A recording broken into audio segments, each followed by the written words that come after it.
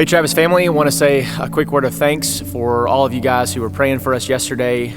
We gathered together last night with our elders to seek the Lord in light of Governor Abbott's declaration, decree, announcement, whatever that was on Monday. We visited a little bit yesterday morning with some of our ministerial staff and have had some conversations about what our path moving forward is. So I want to address those things.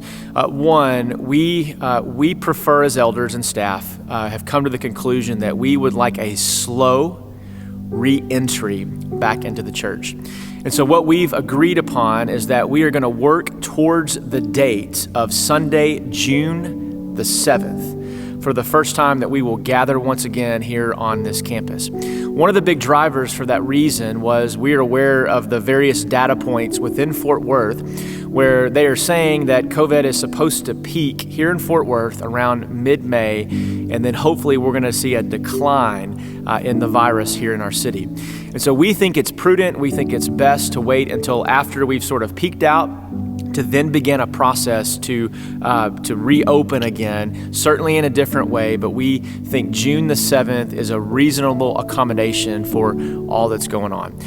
There's various ways that we are watching churches and seeing recommendations from a variety of people. We desperately want to be back here. One of the reasons why we're here in this room is because I miss it. I came in here yesterday just to walk around and just to be here. But I want to remind you as a church family that the church is not a building. It's a called out group of people that assemble together. And one day we're going to assemble physically together again very soon. But our ministry has not stopped at as a church. Whether we gather here at 800 West Berry or we gather in homes or we gather remotely, we are still doing the work that God has called us to do.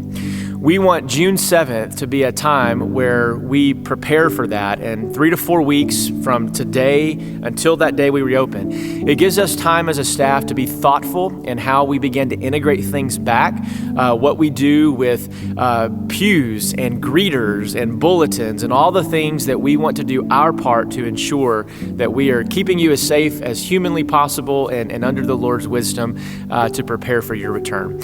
And so I want to just say thank you for those that have been praying for us. We appreciate that so very much as your elders and pastors and as staff. We covet those prayers as we've been praying for you during this time as well. So June the 7th is the intended day in which we hope to gather again. We will not be having small groups on campus on June the 7th, but rather just worship service only.